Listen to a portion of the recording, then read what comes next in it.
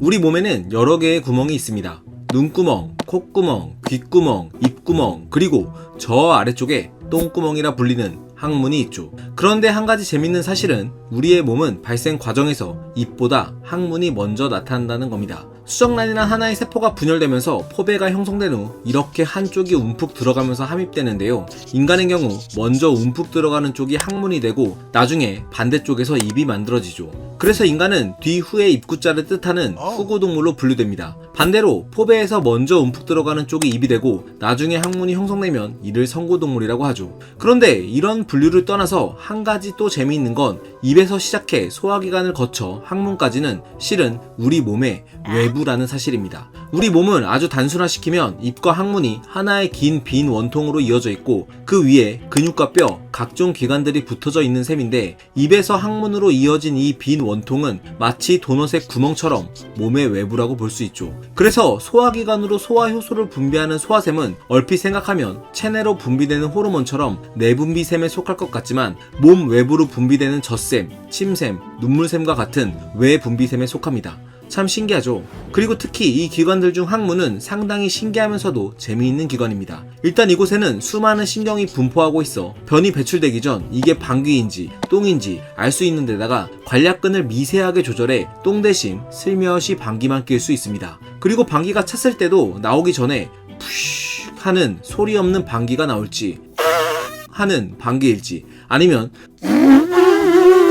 하고 나올 방귀일지 대략 짐작할 수 있죠. 또 똥이라면 이게 딱딱한 똥인지 물똥인지도 대충 짐작할 수 있습니다. 그만큼 항문은 신경세포가 밀집된 예민한 기관이죠. 자, 그런데 여기서 한 가지 궁금한 점이 있습니다. 인간을 비롯해 대부분의 동물들은 항문을 가지고 있는데요. 도대체 이 항문은 왜 생겨났을까요? 가장 원시적인 동물인 해면은 아예 입과 항문이 없이 물의 흐름을 통해 먹이 입자를 세포 수준에서 처리하며 이보다 좀 더 진화한 말미잘이나 히드라는 입이 곧 항문입니다. 먹고 싸는 곳이 동일하죠. 이처럼 따로 항문이 없이 구멍이 하나인 편이 유지비용도 적게 들어 효율적인 것처럼 보이는데요. 이는 진화의 역사에서 굳이 항문이 등장할 필요가 있겠나 싶은 생각마저 들게 하죠. 그러나 조금만 더 생각해보면 항문의 탄생은 생명체에게 어마어마한 이점을 주었습니다. 노르웨이 베르긴 대학교의 비교 발달 생물학자인 안드레아스 헤이놀 박사는 우선 입이 곧 항문인 동물들은 먹이 섭취가 굉장히 비효율적이라고 말합니다.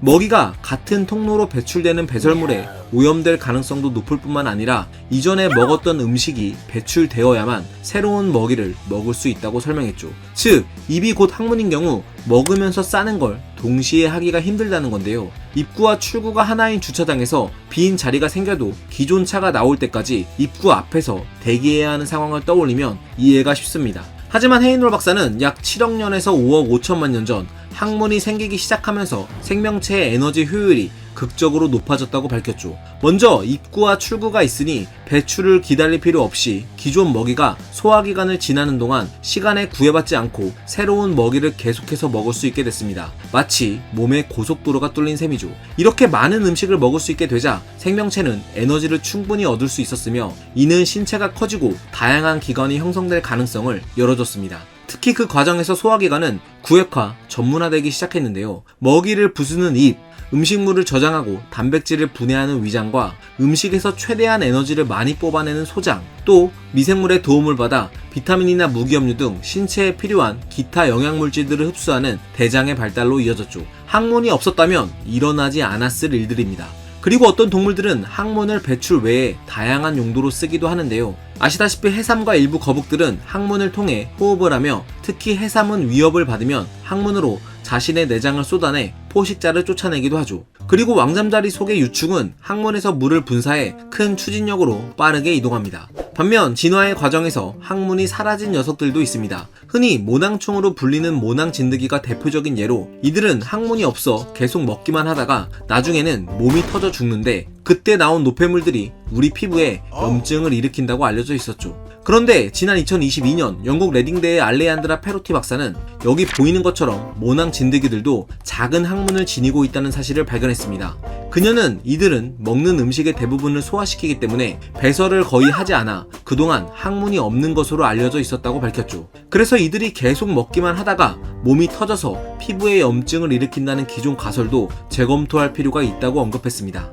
뿐만 아닙니다. 지난 2015년 아르헨티나의 코르도바 국립대학교의 생태학자인 카밀로 마토니 박사는 한 정갈을 대상으로 실험한 결과 이들은 위협을 받으면 이처럼 꼬리를 스스로 잘라내는데 이때 꼬리 부위에 있던 항문까지 잘려져 나간다는 사실을 밝혀냈죠.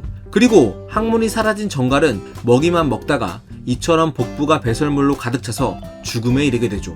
먹고 싸는 것의 중요성을 실감할 수 있습니다. 그나마 다행인 것은 이렇게 항문이 사라져도 무려 8개월을 생존할 수 있기 때문에 노력만 한다면 번식을 이어나갈 수는 있다고 합니다. 또 빛 해파리류 중에는 이렇게 체내에 음식물이 쌓이면 일시적으로 항문을 만들어서 찌꺼기를 배출하고 다시 항문을 없애는 녀석도 있는데요. 정말이지 항문의 세계는 알수록 참 신기하지 않나요? 자, 그렇다면 항문이 사라지는 사례와 반대로 항문이 여러 개인 동물도 있을까요? 있습니다. 지난 2006년에 처음 발견된 라미실리스 속의 다모류죠. 이들은 해면 속에서 살아가는데 처음 발견했을 때는 보시다시피 해면 하나에 여러 마리의 다모류가 살고 있다고 여겨졌습니다. 그런데 지난 2021년 독일 괴팅겐 대학교의 생물학자인 테레사 아구아도 박사는 이들이 파묻힌 해면 조직을 모두 벗겨내자 여러 마리처럼 보였던 것이 실은 한 마리의 다모류에서 마치 나뭇가지처럼 기관들이 뻗어져 나온 것이란 사실이 밝혀졌죠. 신기한 건 여기서 끝이 아닙니다. 여기 보이는 건 머리, 그리고 이 하나의 머리에서 이어지는 여러 몸체에는 모두 소화기관이 있으며 각 기관의 끝에는 항문이 있죠. 즉, 머리는 한 개, 항문은 여러 개인 셈인데요. 더 신기한 건 뭔 줄 아세요? 얘네들은 이 항문이 번식기관이라는 점입니다.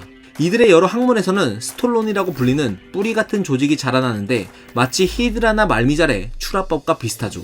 그리고 이렇게 자라난 조직은 시간이 지나면 이처럼 눈이 달린 하나의 개체로 성장하는데요. 암컷은 암컷만, 수컷은 수컷만 생산합니다. 그리고 이들은 모체에서 떨어져 나온 후 보금자리였던 해면을 떠나 짝을 찾아 새로운 생활사를 이어나가죠. 항문에서 시작되는 삶이라니 정말 신기하지 않나요? 우리는 살면서 마주하기 싫은 문제에 직면하고 때론 그 상황을 외면하곤 합니다. 몰라서 그러기도 혹은 알면서 그러기도 하죠. 하지만 마주하기 싫었던 문제를 막상 자세히 들여다보면 무척 중요하고 때론 퍽 재미있기도 합니다. 마치 학문처럼 말이죠. 과학은 세상을 보는 창, 지금까지 과학 드림이었습니다. 감사합니다.